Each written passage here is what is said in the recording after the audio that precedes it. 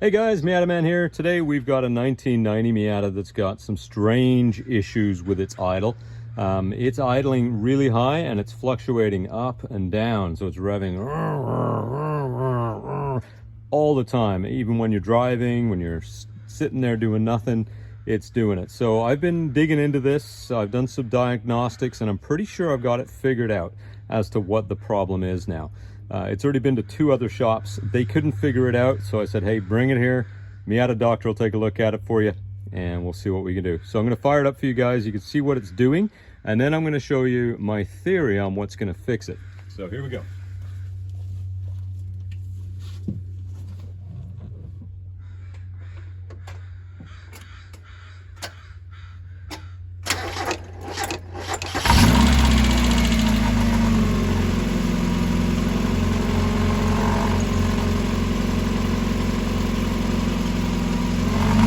There she goes.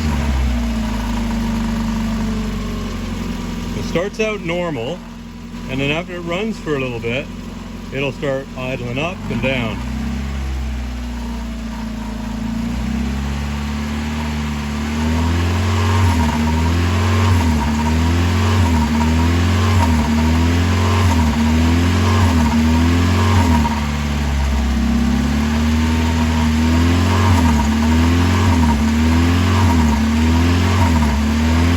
So as you can see, it's not healthy. There's a lot of things about this car that aren't healthy, but this is definitely the biggest problem. So we're going to endeavor to fix that right now.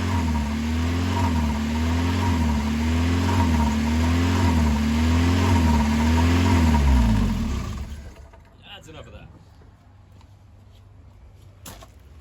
All right, guys, so that's the problem with this thing, and it's all the time. It doesn't matter if you're going down the road, if it's sitting idling or anything. So obviously that's really hard on the car. It's gonna overheat the car quite easily, and it's gonna use a lot of fuel too, as well as make everybody think that you're an idiot just revving your engine for no reason. So here's what I think the problem is. I'm gonna move you in a little closer here. Now, the problem is, as far as I have been able to determine so far, is right here. So this here's the throttle body, and on the underside of that, we have the idle air control valve.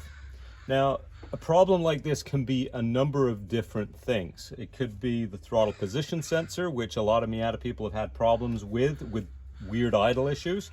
But on this one, after swapping that out and doing some other tests, I am 90% sure that if I swap out the throttle body with a new or different idle air control valve on the underneath, or an ISCV as they like to call them, I think we'll be able to solve this. So what we're going to do right now is do a little test that's going to hopefully change things here for us, and we will then know if we're on the right track. Okay, so this here is what we're after. So this here is the throttle body, the idle air control valve right here. I'll flip that around so you can get a good look at it. There's an electrical plug right here. That's where it gets its power and signal from. And this whole thing is attached to the throttle body.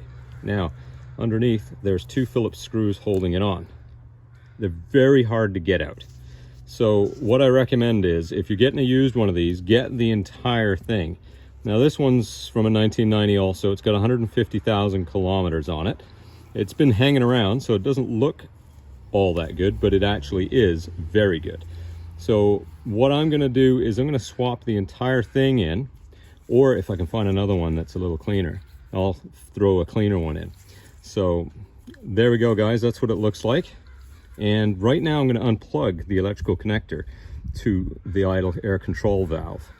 And then if that works, then I'll make a second video on how to replace this thing, okay? So there you go, guys. That's what it looks like. This is where the throttle cable would be right here. So when you hit the gas, that opens up the butterfly valve on the inside there.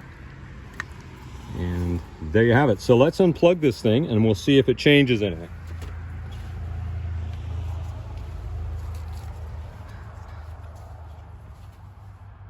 It's tricky to get to when everything's connected, but you can do it.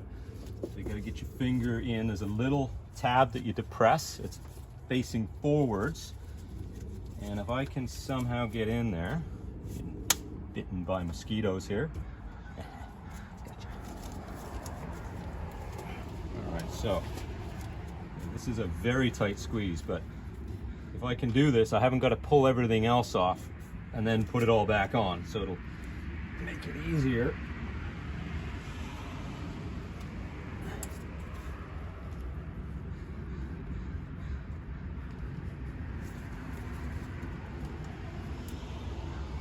There we go, got it.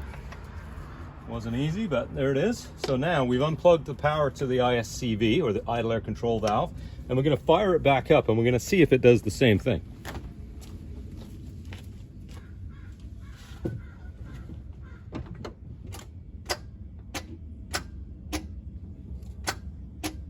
Looks like it needs a starter as well.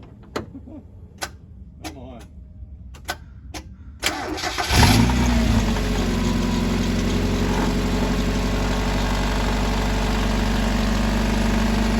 Okay, so far so good, guys.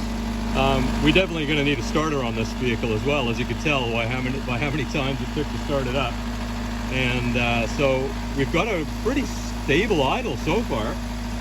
So we're going to let it run for a minute here, and we'll see if it starts doing weird stuff like it was doing before. Now, it's idling higher than it should, but then again, it doesn't have the idle air control valve to regulate the idle, because we've disconnected it. But we're also not getting that surge, you know, that revving up and down constantly. So by doing that, it looks like we may have isolated the problem, as my research and troubleshooting have, you know, pointed me in this direction. So far so good. Let's let it run for a minute longer, then I'll cut the video off, and then I'll make you part 2 on how to replace it. I'll also tell you which gasket to buy that goes in between the throttle body and the intake manifold.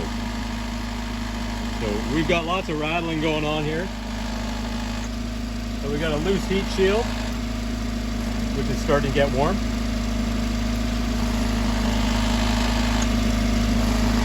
There we go. So there you go, guys. I think we've pinpointed it. And so I'm going to stop the video here, and I'll make you part 2. So be on the lookout for that. That's going to be posted probably at the same time once I get the videos all sorted out. So there you go, part 1. Idle air control valve is the reason, as far as I can tell so far, for that up and down idle and the high revving. So thanks, guys. Hit the like button, subscribe to the channel, and watch out for part 2.